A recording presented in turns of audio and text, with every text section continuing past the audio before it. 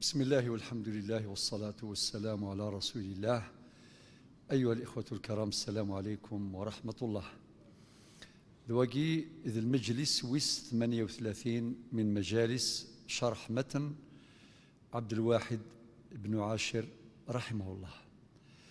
ما زال أكذ كتاب الحج ذي درس عدان نغذي الدرسين قعدان نبذا كتاب الحج سي البيت رقم 230 وما بعده. الحج فرض مرة في العمر. أكي نبذا ابن عاشر أركانه إن تركت لم تجبري. نهضر دك في أين يعني أن الأركان والواجبات أم بعد المصنف سي البيت 234 وما بعده ذاك يبدا يعاود دي التفاصيل، يفذرد التفاصيل المتعلقة بالحج. يناد في البيت 234 نزول مزدلفة في رجوعنا مبيت ليلات 3 بمنى، يعني يذكرنا بالأحكام الأخرى تاع الحج بعدما بين الأركان والواجبات. الآن ذكر بعض التفاصيل.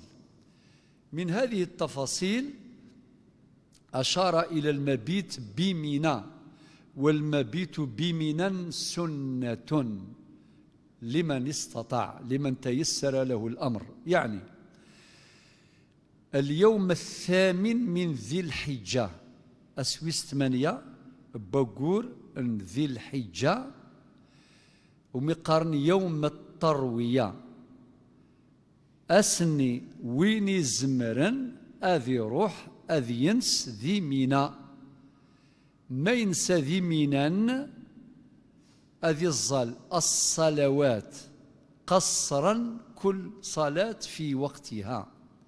أسنشوف نقطة ياكي بمعنى وقاذ يروحنا رمينا يستفيدون من هذا الحكم الشرعي. روحا أرمينا أظلم الطهور ركعتين في وقتها 6 ركعات قصرا لا جمعا. العصر 6 ركعات ركعتان أيضا قصرا لا جمعا. المغرب 3 ركعات والعشاء ركعتان. ولكن السؤال، الذين لم يذهبوا إلى منى وقادوا نروح غير منى، هل ترى يستفيدون من هذا الحكم؟ الجواب لا. لن وقاد يصرحون مباشرة، أو معظم الناس خاصة ما يتعلق بالبعثات نتاع الحج تقريبا تروحون أكثر عرفات لظروف لأسباب. ربما السبب الأول لصعوبة نقل الحجيج، كثرة الحجاج ماشي دايني سهلا ياكل الحجاج روح نرمينا وبعد سيمنا ثنين عرفات وزمرنا لها، لذلك مباشرة نروحون عرفات. وهذا الأمر جائز، والمبيت بمنى سنة. وين زمرن الله يبارك، وين الزميرارة لا حرج عليه. وإن كان من باب النصيحة أنه أمذن ما يزمر إلى هذه روح المنن ينال أجر السنة ذيني قلهان.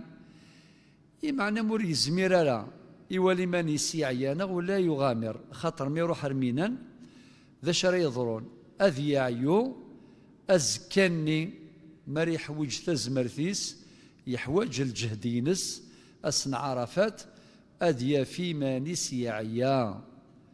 لذلك موضوع الحج نحتاج إلى معرفة الأحكام الشرعية، ونحتاج إلى مثل هذه التوجيهات والإرشادات المساعدة للحاج من أجل تيسير الحج باش هادي حج ذي اليسر، وإن شاء الله ذي حج مبرور. أي غار خاطر يقول ما لا يعيا أسن عرفات يحوج الجاديس يوم عرفات ذي الشرع النغ إنا كان زال طهور ذي العصر جمع تقديم قصرا، جمع تقديم قصرا، الظهر أكد العصر تنسدوكل بأذان واحد وإقامتين، وليس بين قبلهما ولا بينهما ولا بعدهما نافلة.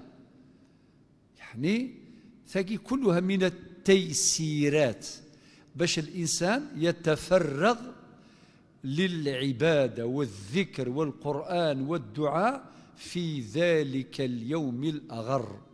يوم عرفات يزمر بنادم ما يدي صحيي وثنتيكلت ذي العمريس كامل، فبالتالي لماذا يغامر؟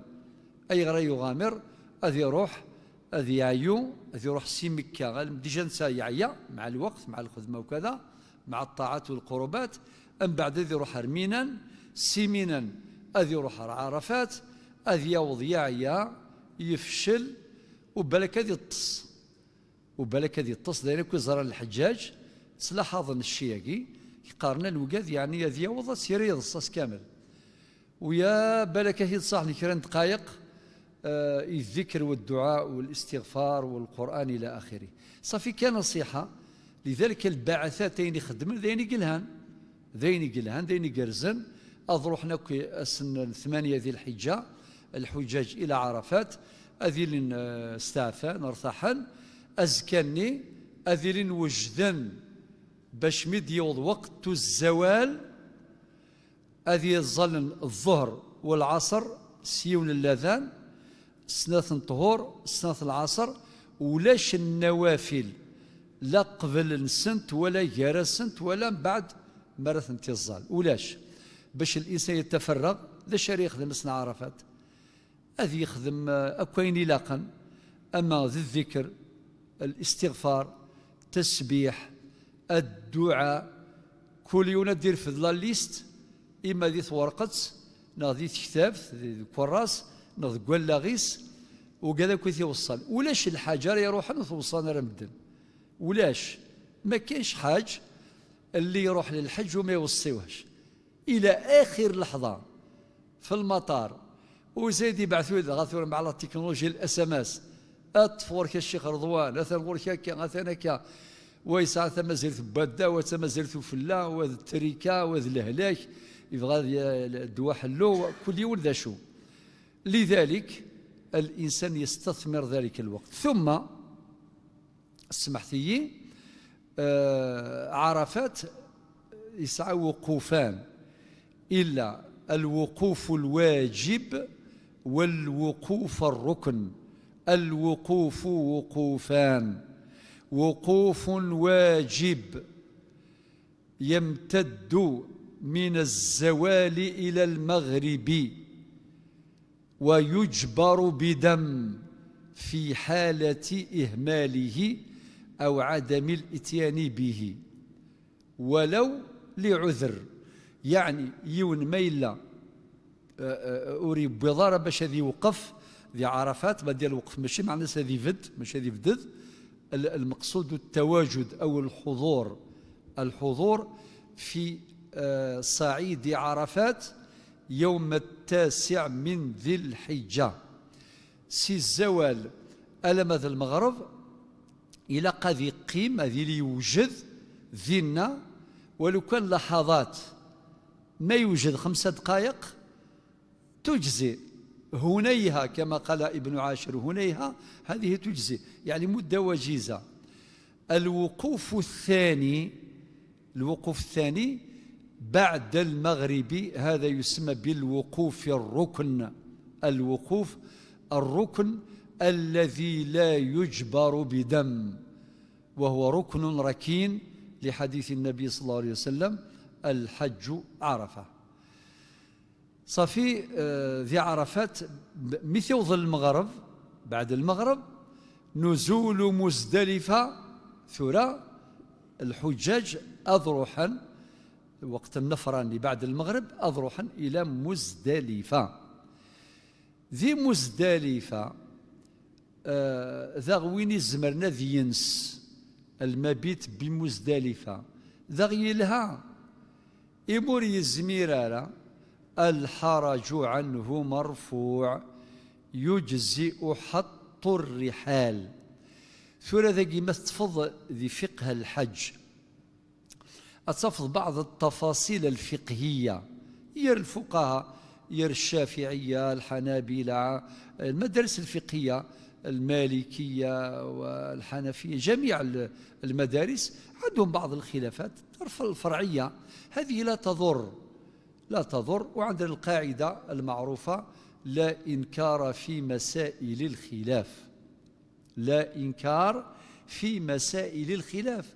ثم أن الفقهاء إذا اتفقوا فاتفاقهم حجة قاطعة واختلافهم رحمة واسعة. ضغط فري وحدس اتفاقهم حجة قاطعة واختلافهم رحمة واسعة.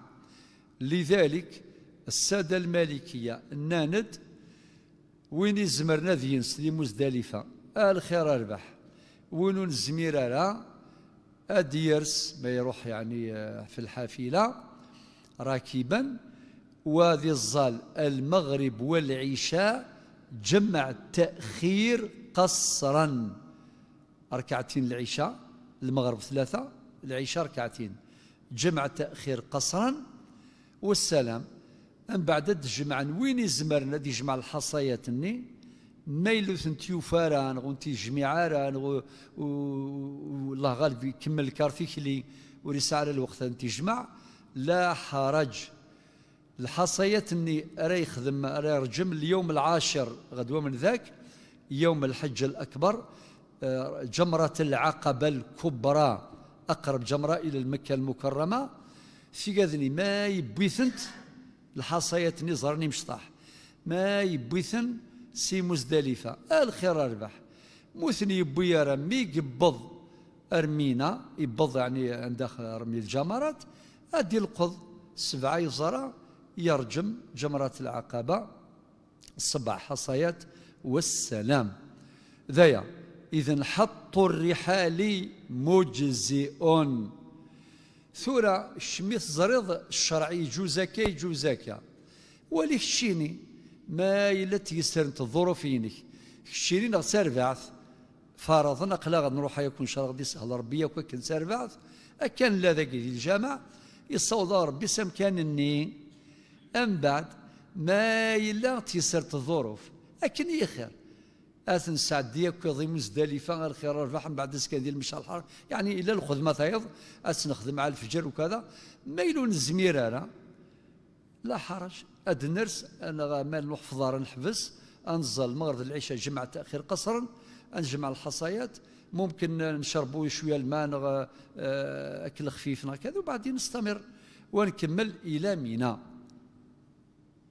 لا شو نسيدين ذي البيت إن نزول مزدلفة في رجوعنا مبيت ليلات في 3 بمنى ذاك مباشرة أشار إلى الأيام اللي يقضيها الحجاج بمنى اليوم العاشر طبعا يوم الحج الأكبر وبعدين دسن 3 أيام 11 ذو الحجة 12 13 اللي هي أيام التشريق.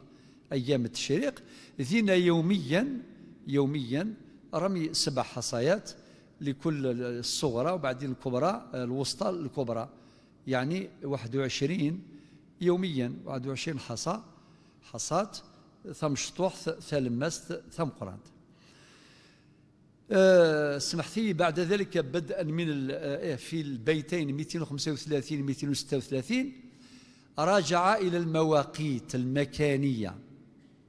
يا أخي الزرام الميقات نوعان إلى الميقات المكاني والميقات الزماني. الميقات المكاني اللي فرونتير يحدد النبي صلى الله عليه وسلم كل يوم يسيد يوسى وقد يوسى سلجان المدينة المنورة وكذا سي الشاب أروح ذو الحليفة اللي هو بيار علي إلا الجحفة إلا يلملم إلى آخره.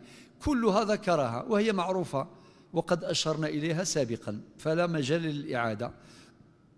ذكر ذلك من باب الإعادة في البيتين 235 236. وبعدين من البيت 238 إلى غاية البيت 251 ذا شوف يدي يهضر عنوان صفة الحج وترتيب أفعاله.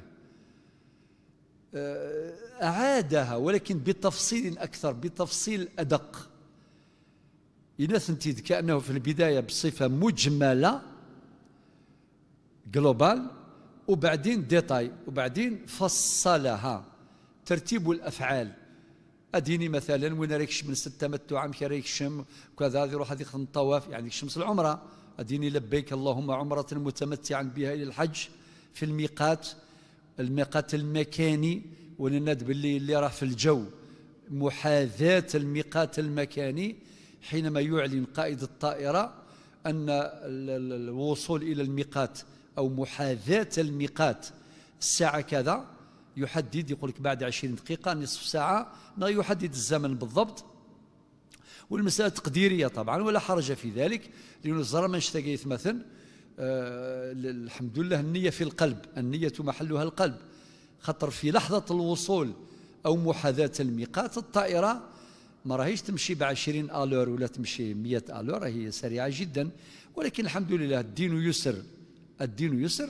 من تيسر له الإحرام في السماء في الطائرة الله يبارك بمحاذاة الميقات، ومن لم يتيسر له ذلك عند أول يابسة اللي هي في جدة مثل سلافيو أخذ من الإحرام، وهذا جائز وهذا جائز، يعني يدير النية.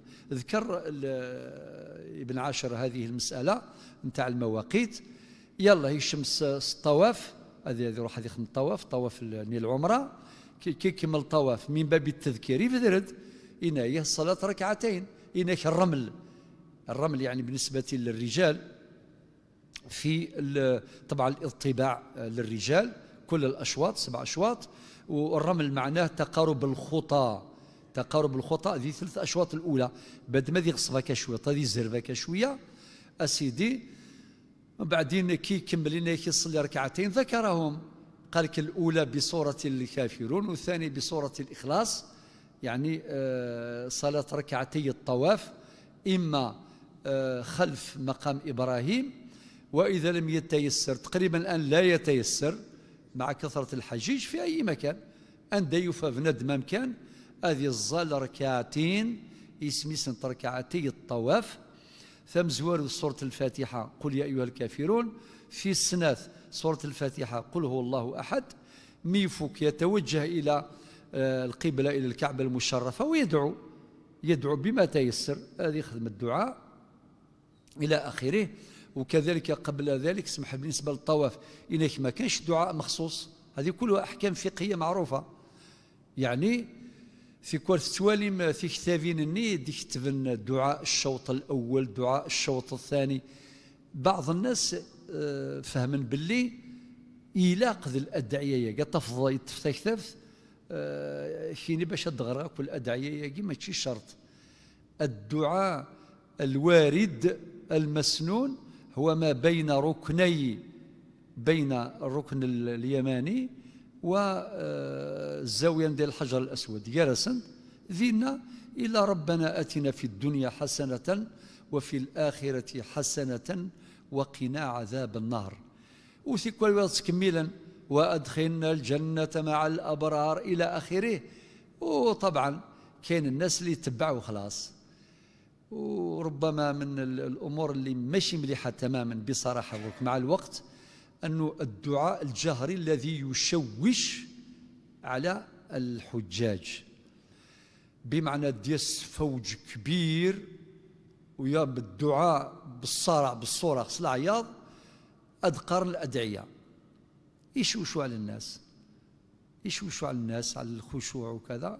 هذا مجرد توجيه ونصيحة. يعني ربما هكا بعض الناس اللي ما يعرفوش بالصوت الذي يسمع به الذين معه، ماشي ثرى اللهم أصلح لنا ديننا الذي هو عصمة أمرنا، وبعدين يكروا وأصلح لنا دنيانا التي فيها معاشنا.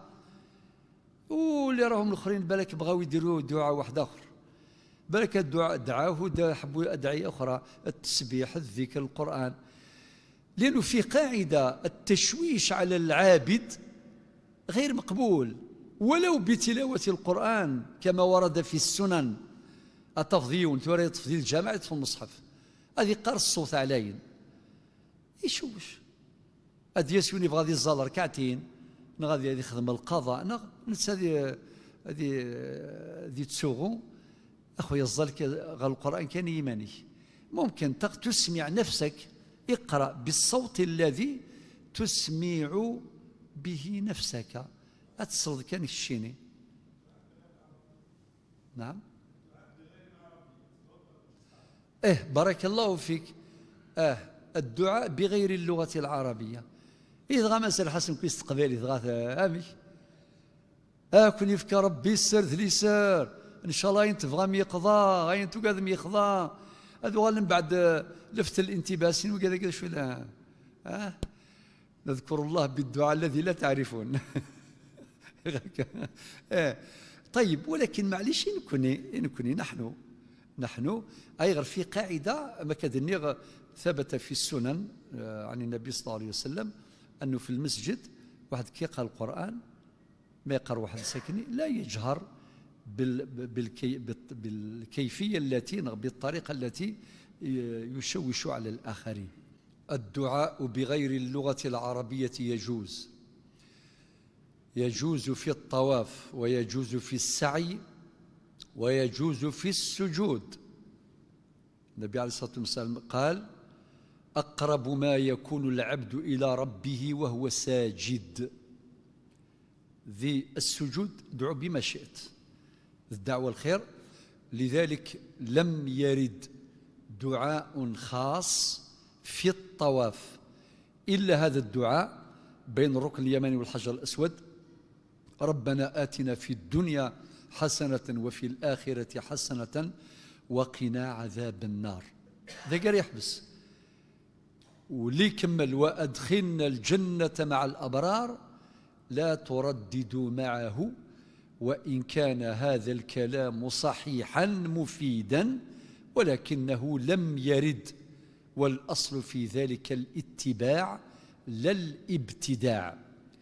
مثل كفيض ادعوا كنت تبغيض ثين قليل ما إلا وديروا انت رسك ادعوا ذا زمور إن شاء الله دي فكر ربي فلاح ثيلهان إن شاء الله دي ربحوا سقواس إن شاء الله دي تشاروا براج ذمان إن شاء الله دي فكر ربي الخير وانت خير عادي ادعوا بما شئت.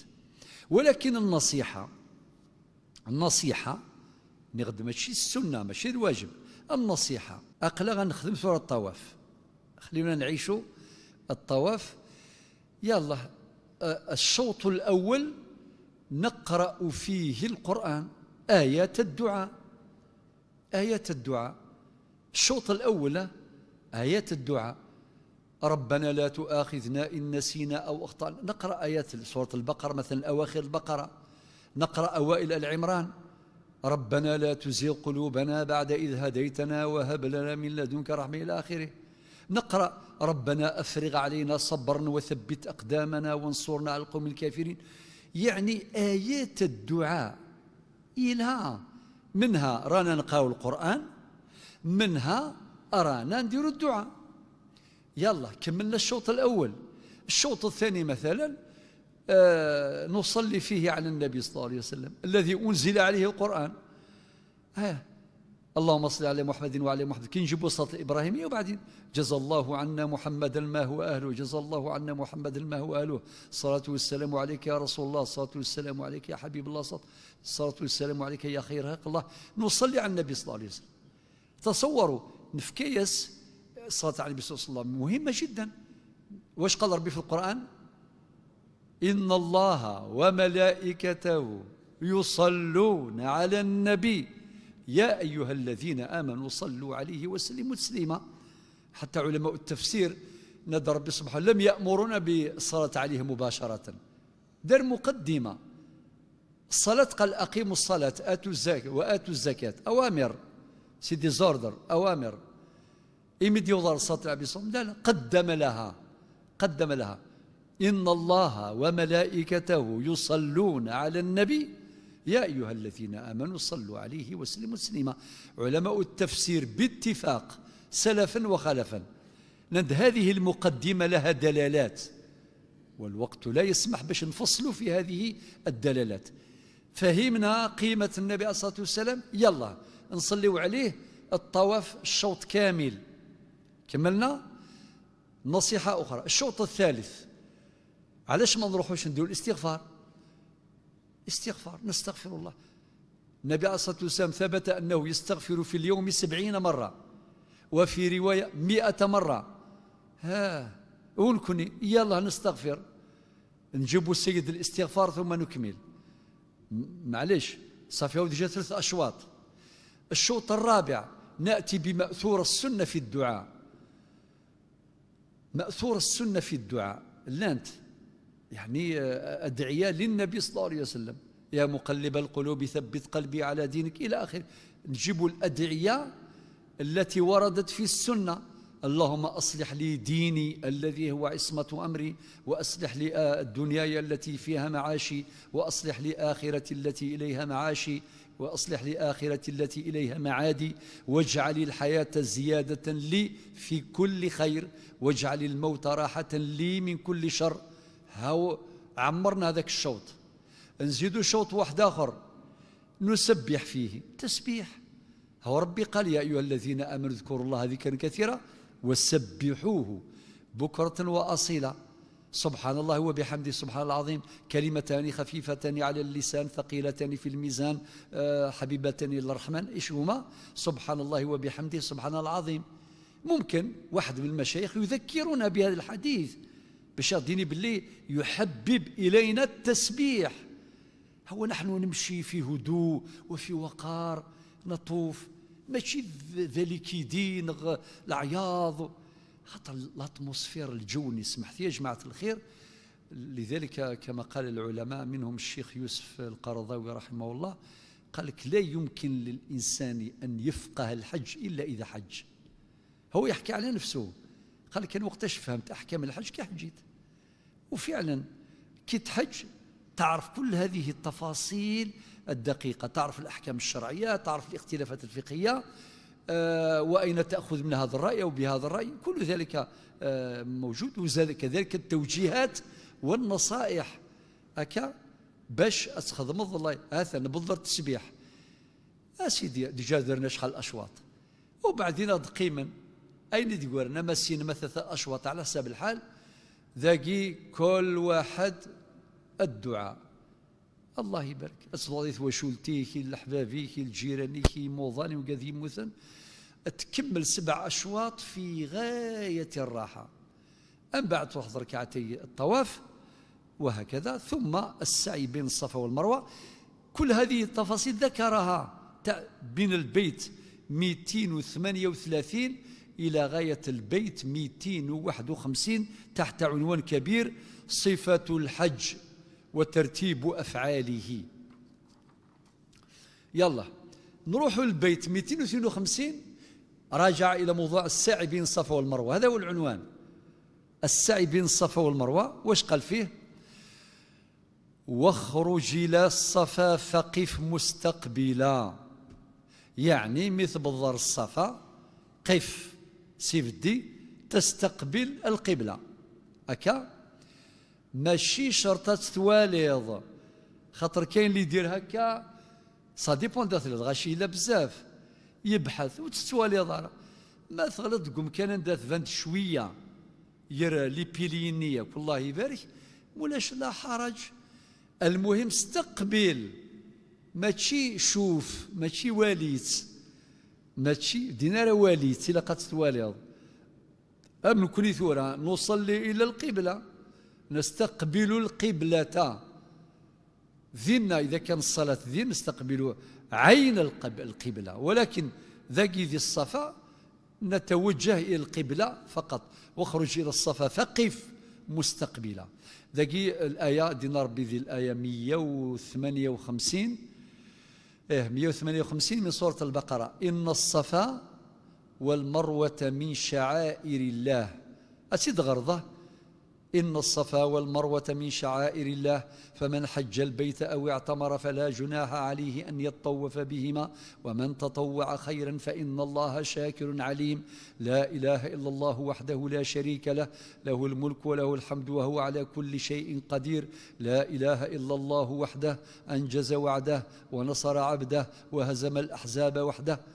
تكرر ذلك ثلاثا إن استطعت، وإلا مرة واحدة تجزي.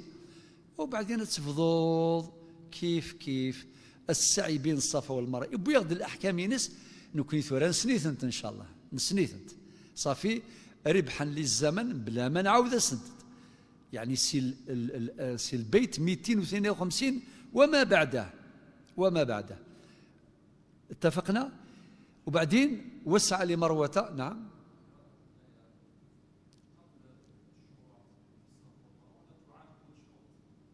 هل تعاد؟ نعم بارك الله فيك. يعني سؤال مهم. هل تعاد الآية يجي في كل شوط؟ الجواب من السنة نعم. السنة تقضي بذلك. يعني في كل شوط تقرأ هذه الآية. أتدغر ذي الصفا وتدغر ذي المروة. إن الصفا والمروة من شعائر الله. تجي السنة يموت سيد النظارة تجزئ المرة الواحدة. اثنين صد كان يمكن تيكل تيميث بذيض يكفي.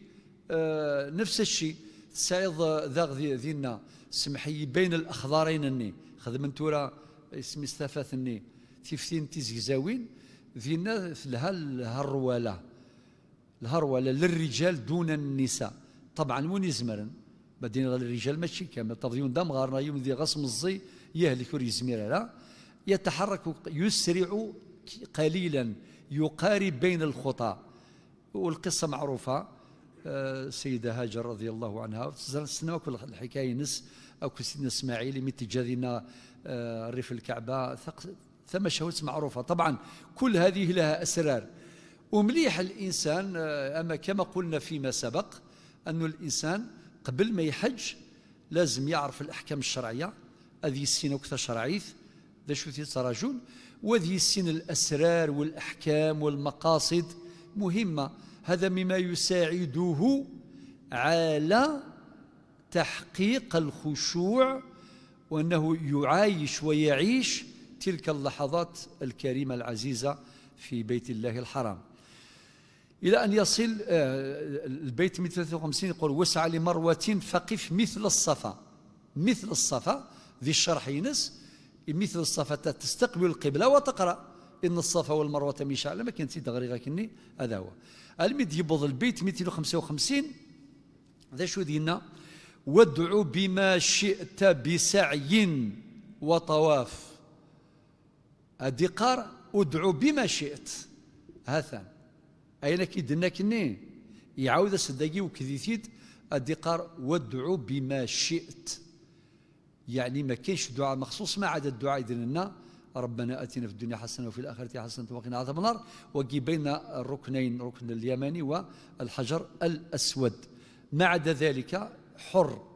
اين الدنيا غاكن اللي ولي على سبيل النصيحه ماشي واجب بل كتفضيل. ولكن كيني ادغر شويه القران شويه الحديث شويه السنه الباقي ذي الدعاء يجوز عادي. وادعو بما شئت بسعي وطواف الى اخره. ثم البيت 258 راجع إلى الوقوف بعرفة. طيب ذاك الحكمة الشراح هذا المتن هذه المنظومة إنك لعلو قدر هذا الركن وأن الحديث يقول الحج عرفة. لذلك رجع إليه مرة أخرى. رجع إليه مرة أخرى وذكر مثلا شو الدعاء إلى قتل الدين بنادم إلى كيف يحرص على استثمار ذلك اليوم إلى آخره. ثاقي يكون شرح يزيد بلا ما نعاود السد. ند الوقوف وقوفان. وقوف واجب يجبر بدم ووقته يمتد من الزوال إلى المغرب. ثم الوقوف الركن الذي يمتد يعني يبدأ من بعد المغرب ولو لهنيها كما قال الناظم بعد وهو لا يجبر وهو وقوف ركن. لذلك قال في النص في البيت 262 قال هنيهة بعد غروبها تقف. ذاكي الفعل أخره، تقف هنيهة، هذا هو التقدير. تقف هنيهة بعد الغروب، نسمشي ديالنا هنيهة ولو كان مدة وجيزة. بعد غروبها تقف، يعني إشارة إلى الوقوف الركن الذي لا يجبر بدم، الوقوف أو الحج عرفة. وبعدين شو دينا؟ وانفر لمزدلفة وتنصرف. رجع مرة أخرى يذكرنا بلا فيدروت النفرة بعد الغروب، بعد لحظات النفرة إلى مزدلفة لأداء صلاة المغرب والعشاء جمع تأخير قصرا كما ذكرنا. في كذا كيف ذريث نتيد إلى أن يصل إلى اليوم العاشر، اللي هو اليوم العاشر من ذي الحجة. أكون سقسيغ ذا شري يخدمك فنادم ذقاس نويس 10 ذي الحجة.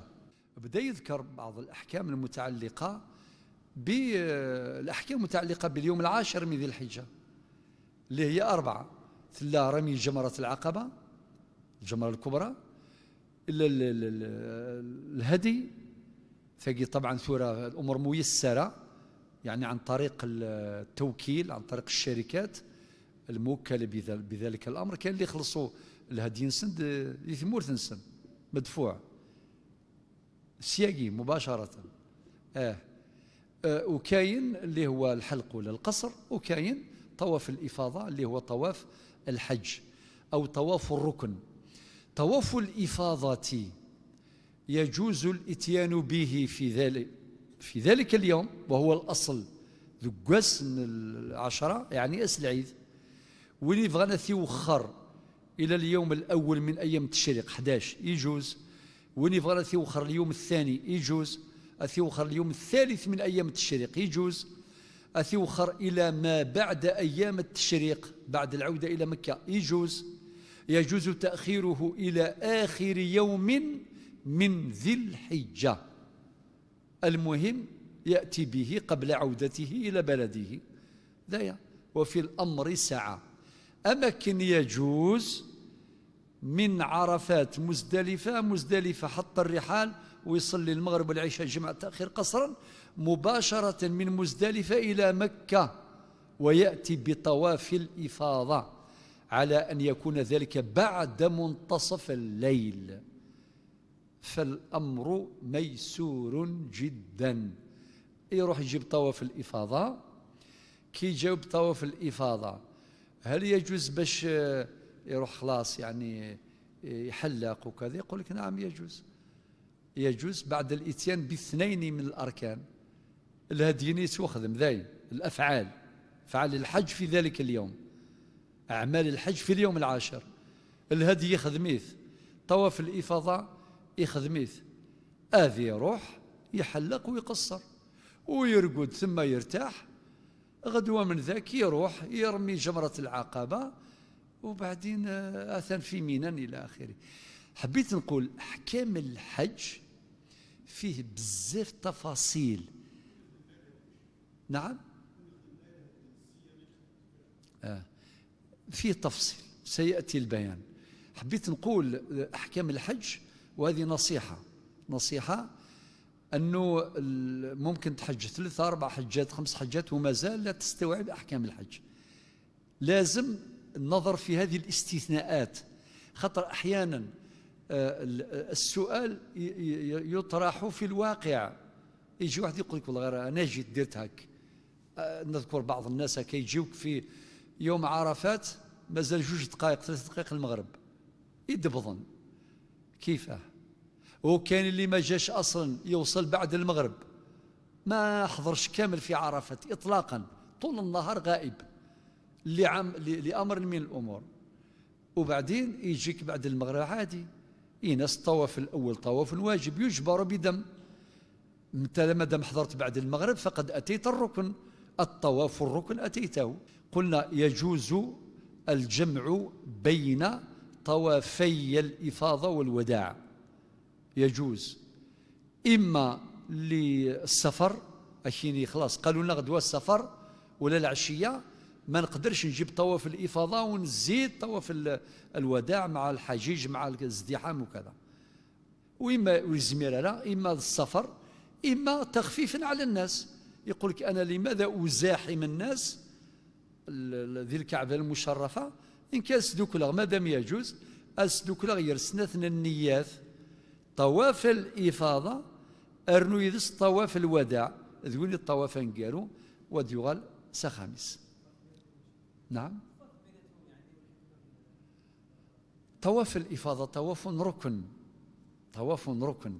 ما طواف الوداع آخر عهد كل حاج كي حج مري كمل يعني كل أعمال ينس الحج آخر عهده بالمسجد الحرام بالكعبة المشرفة. علمنا النبي صلى الله عليه وسلم أن نأتي بطواف الوداع، طواف لتوديع المسجد الحرام باش نودع. طيب ذاك أحكام الحج ذيك تشرعيث وذيك الأدب ذيك كلش كما سيأتي البيان من وغلت وراء زيارة المسجد النبوي. طبعا ذاكي ماهوش داخل في أركان الحج، ولكن المسجد النبوي كان اللي يروح قبل كان اللي يروح من بعد. مثلا الشيخ رضوان سقساختنا ياك الزوار ذي المسجد النبوي روح نغل المدينة المنورة قيمنا كاين يكتب دينا بعد السنة روحا إلى المسجد الحرام إلى مكة المكرمة عدن سبيار العلي الميقات المكاني ذو الحليفة ذي خدمنا النية نية النسك إما نسك التمتع أو القران أو الإفراد كما شرحناها سابقا. ثورة ذاك شو دينا. نعم الشيخ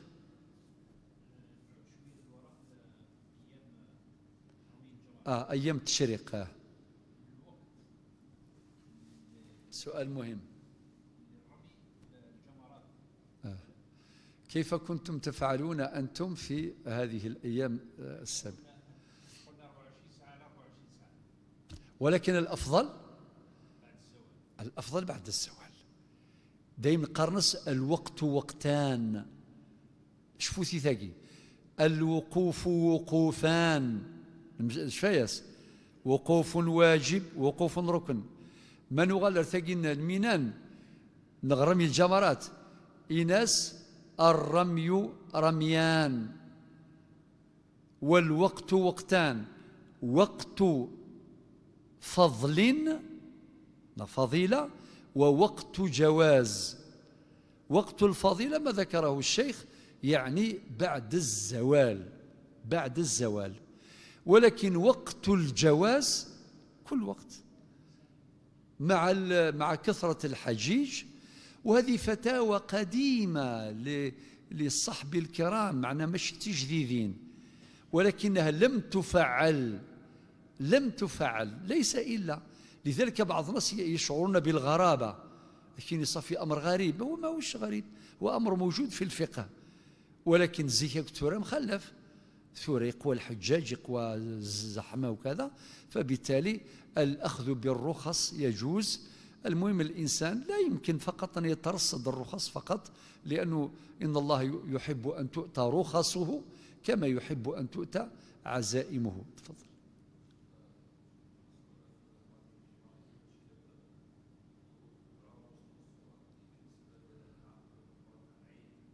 اسمع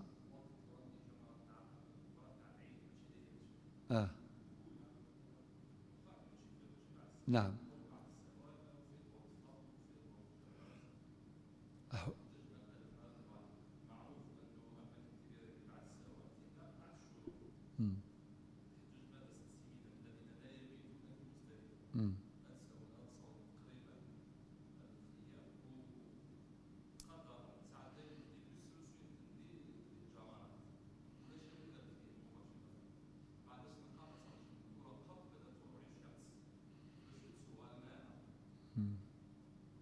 نعم.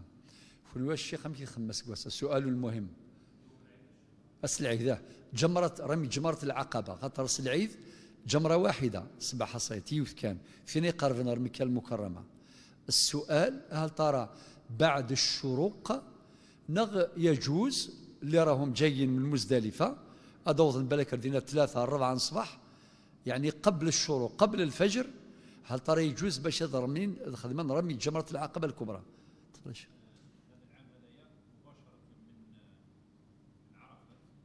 مزدلفة.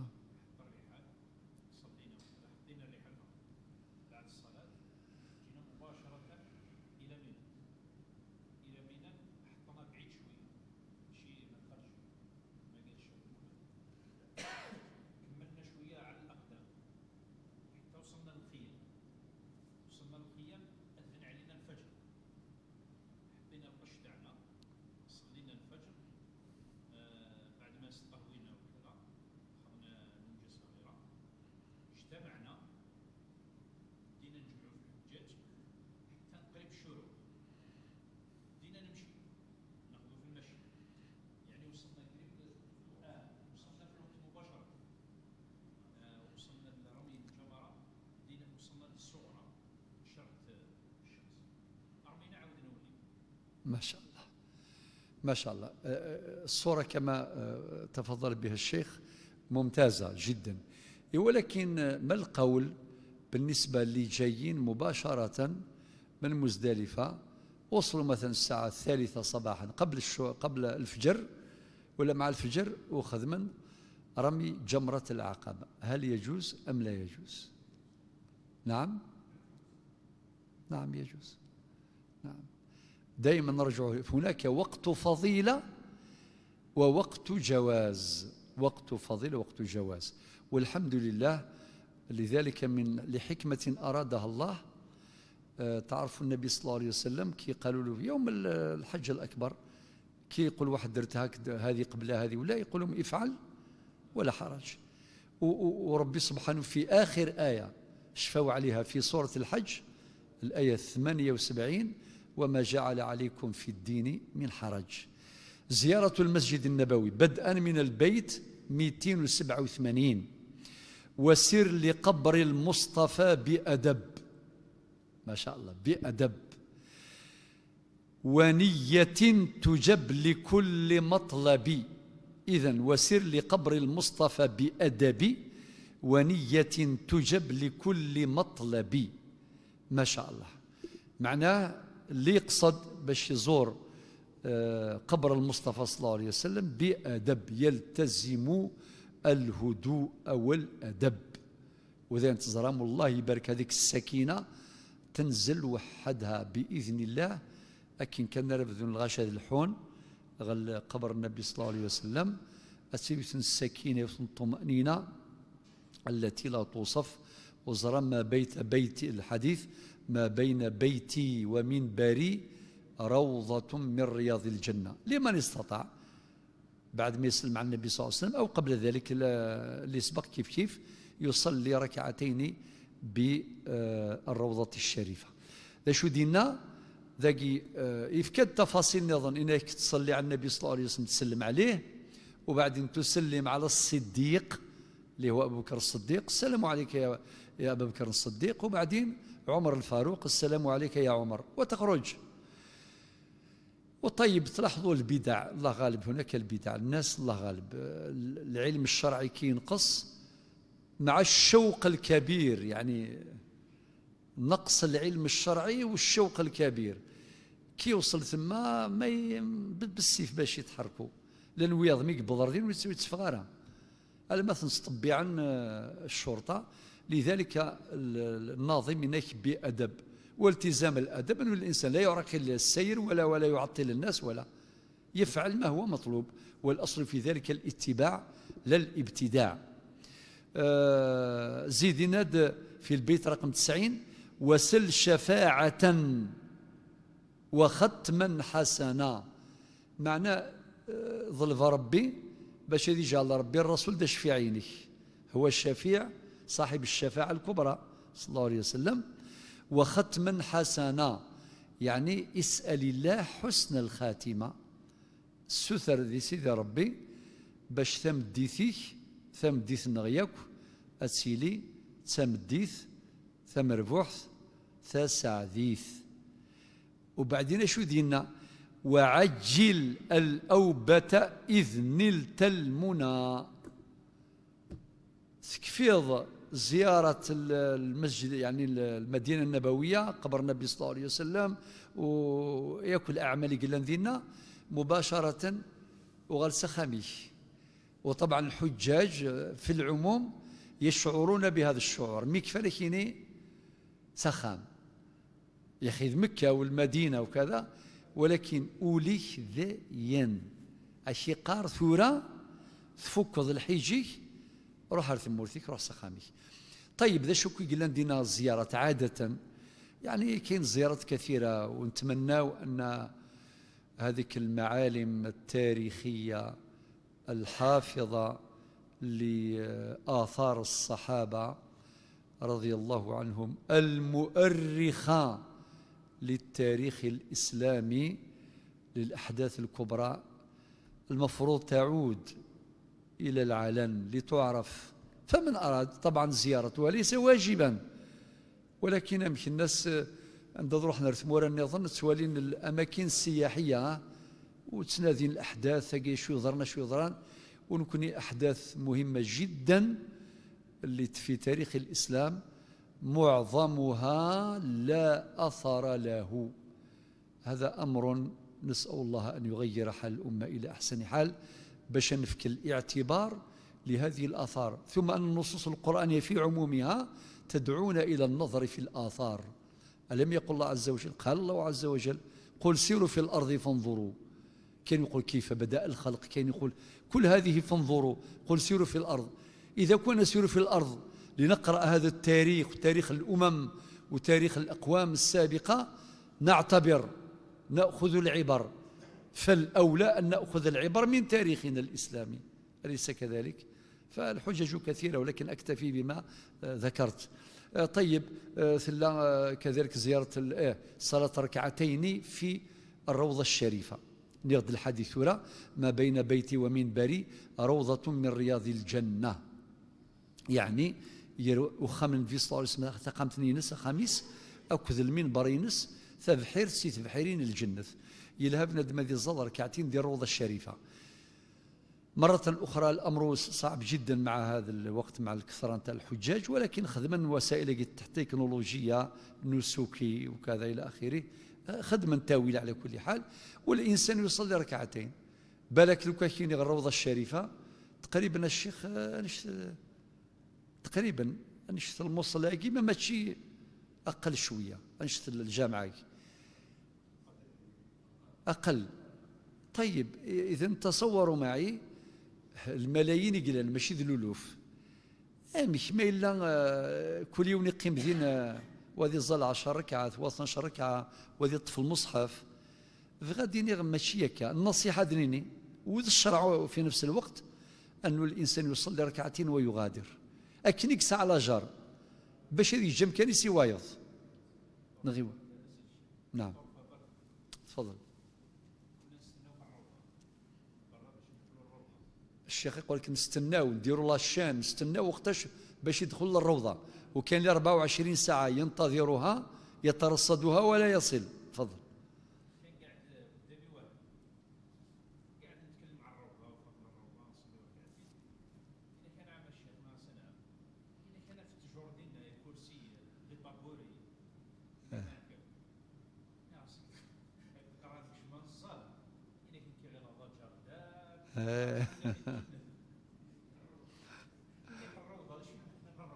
يفهم بالبستان. سبحان الله طرفة ديالنا الشيخ روضة من رياض الجنة، يفهم باللي تسال حيرث أن في طابوري أن في البحاير تجور وكذا إلى آخره. نسأل الله أن يوفقنا جميعا. ثم السلام على أهل البقيع، المقبرة المدينة مقبرة البقيع، فكذا من السنة زيارة أهل البقيع. وما يغد زيارة ماشي لا نكشم ذيك الزكوان اني تشم الداخل، لا لا عن بعد خاطر هذا الدين تابوت هذا الشمك والغاشي هذا عفسناك وروح شوف غثنيد من بعد شوف غثنيد صعب. لذلك هذه الامور التنظيميه هذه الاجراءات التنظيميه مهمه ذيني سهل في الغاشي. هذا وضنا بجوار والسلم في الميتين سكان تلك المقبره لن أكثر من 10,000 صحابي قلنا داخل الصحابة كان، ونهضر في العلماء من الإمام مالك رضي الله عنه وعنهم جميعا. لا، الصحابة لن أكثر من 10,000 صحابي مدفون. من السنة زيارة أهل البقيع، وكذلك زيارة شهداء أحد عند غزوة أحد، والسلام على شهداء أحد وعلى رأسهم سيد الشهداء حمزة بن عبد المطلب. كذلك صلاة ركعتين بقباء، أول مسجد في الإسلام بعد ما يغلو الخميس ذي الإقامة دايز دي الأوتيل، هذه يروح هذه الصلاة ركعات ذي الجامعة مزوارو يكتوفنان ذي الإسلام اللي هو مسجد قباء. ميلة زود ركعتين تعوض الأجر العمرة، يعني أتصل الخير قلان ذينا وين يصوض لحد يروح مسجد القبلتين مولاش مقارنين يدلنا هذا وكذاكيا قلان ذي المدينة المنورة. والمحافظة على الصلاة، والصلاة بالمسجد الحرام ب100,000 صلاة الأجر، يعني الفضل المقر. وين يظل ذي المسجد النبوي يوسن ظليث تعديل 1000 صلاة عند النظام للجوامع النظام. ذي المسجد الأقصى 500 وقيت الترتيب. المسجد الحرام 100,000 صلاة. ذي المسجد النبوي المدينة المنورة 1000 صلاة. ميل ذي المسجد الأقصى الجارح إن شاء الله ديوغال أرينسل من الأمة ذينا 500 صلاة. في هذه كلها ذكرها المصنف ابن عاشر في هذه المنظومة الفقهية. الآن نأتي إلى كتاب آخر، هو في الحقيقة آخر كتاب، وأنا أفضل أن أرجئ هذا الكتاب الأخير إلى المجلس الأخير الذي سيعقد إن شاء الله وقدر يوم الأحد القادم في مليليث النغ ثان قاروث إن شاء الله أتسيلي أسل حديدي الدون 6 وقورن جويليا، يعني ذي 2025 للميلاد، باش نشرح آخر كتاب تحت عنوان كتاب مبادئ التصوف وهوادي التعرف. إلى ذلكم الحين أستودعكم الله الذي لا تضيع ودائعه، والسلام عليكم ورحمة الله.